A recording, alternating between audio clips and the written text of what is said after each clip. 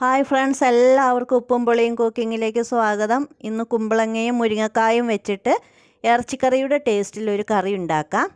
അപ്പോൾ അതുണ്ടാക്കാൻ എന്തൊക്കെയാണ് ഇവിടെ വേണ്ടതെന്ന് നമുക്ക് നോക്കാം. അതിനുവേണ്ടി കുമ്പളങ്ങ ഇതേ ഒരു വലിപ്പത്തിൽ ഞാൻ അരിഞ്ഞെടുത്തിട്ടുണ്ട്.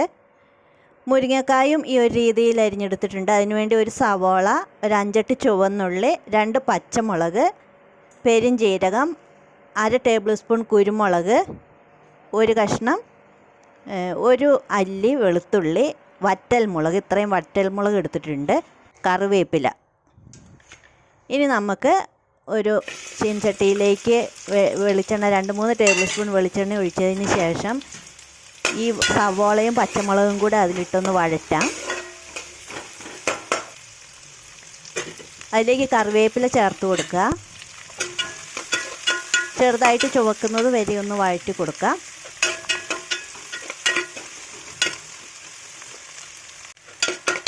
ചെറുതായിട്ട് ചുവന്നിട്ടുണ്ട്. അതിലേക്ക് കുമ്പളങ്ങ ഇട്ട് ഒരു 2 മിനിറ്റ് ഒന്ന് വഴറ്റണം. അങ്ങനെ വഴറ്റുമ്പോൾ ഒന്നും കൂടെ ടേസ്റ്റ് ഉണ്ടാകും. അതിനുശേഷം അതിലേക്ക് 1 ടേബിൾ സ്പൂൺ മല്ലിപ്പൊടി, 2 ടേബിൾ സ്പൂൺ മുളക് പൊടി, 1/4 ടീസ്പൂൺ മഞ്ഞൾപ്പൊടി, ഇത്രയും സാധനങ്ങൾ ചേർത്ത് നന്നായിട്ട് 1 മിനിറ്റ് ഒന്ന് വഴറ്റണം.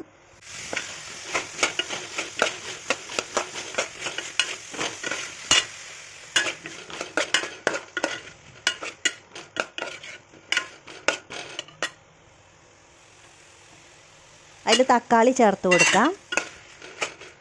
ഒരു തക്കാളി അതിലേക്ക് ചേർത്ത് നന്നായിട്ട് വഴറ്റുക.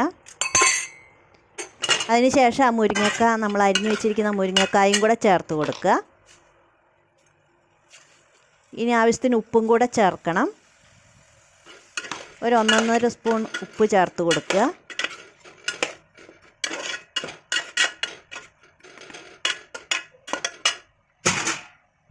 അതിലേക്ക് ഒരു 1/2 ഗ്ലാസ് വെള്ളം ഒഴിച്ച് ഒരു ചെറിയ തീയിൽ വേകാൻ വയ്ക്കാം.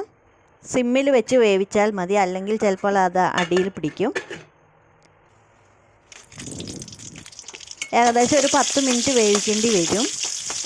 ഇനി ഒരു ചീനച്ചട്ടിയിൽ വെളിച്ചെണ്ണ ഒഴിച്ച് അതിലേക്ക് വറ്റൽമുളക്, ഒരു 5-8 വറ്റൽമുളക് ഇട്ട് കൊടുത്ത് വഴറ്റണം.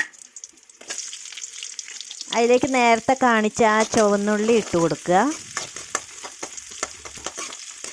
ചുവന്നുള്ളിയും വെളുത്തുള്ളി ഇട്ട് കൊടുക്കണം. പിന്നീട് 1/2 ടീസ്പൂൺ കുരുമുളക്, പെരിഞ്ജീരകം, കറിവേപ്പില, ഇത്രയും സാധനങ്ങളിട്ട് നന്നായിട്ടൊന്ന് വഴറ്റുക. അത് ചെറുതായിട്ട് ചുമന്ന് വരുമ്പോൾ തേങ്ങ ഇട്ട് കൊടുക്കുക. 1 കപ്പ് തേങ്ങ ഇട്ട് കൊടുക്കുക. ഇതൊക്കെ വറുത്ത് അരച്ച് ചേർക്കാനാണ്. തേങ്ങയിട്ട് ഇതേപോലെ ഇങ്ങനെ ചുമക്കുന്നത് വരെ ഒന്ന് വറുത്തെടുക്കണം. ഇപ്പോൾ ഞാൻ നോക്കുമ്പോൾ ഇതൊക്കെ വെന്തിട്ടുണ്ട്. ഞാൻ അതിലേക്ക് ഈ അരച്ച് വെച്ച ഈ തേങ്ങ ചേർത്ത് കൊടുക്കുക. അതിലേക്ക് 1/2 ടീസ്പൂൺ ഗരം മസാലപ്പൊടി ചേർത്ത് കൊടുക്കുക. അതിനുശേഷം ചെറിയൊരു തിള വരണത് വരെയും അടുപ്പത്ത് വയ്ക്കണം. ചെറുതായിട്ട് തിളയ്ക്കുമ്പോൾ തീ ഓഫാക്കാവുന്നതാണ്. അടുപ്പത്തേക്ക് ഒരു ചീനച്ചട്ടി വയ്ക്കുക. അതിലേക്ക് 2-3 ടേബിൾ സ്പൂൺ വെളിച്ചെണ്ണ ഒഴിച്ചു കൊടുക്കുക. അതിലേക്ക് 1/2 ടീസ്പൂൺ കടുക് ഇട്ട് കൊടുക്കുക. കടുക് പൊട്ടി വരുമ്പോൾ ഒരു 3-4 വറ്റൽമുളക് ഇട്ട് കൊടുക്കുക.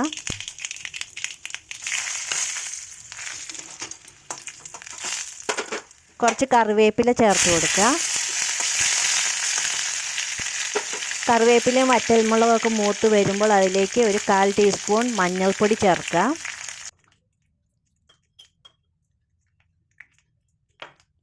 ഒരു 1/2 ടീസ്പൂൺ മുളക് പൊടി ചേർക്കുക.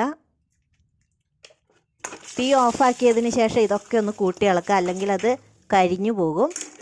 അത് കഴിഞ്ഞിട്ട് അത് കറിയിലേക്ക് ചേർത്ത് കൊടുക്കുക.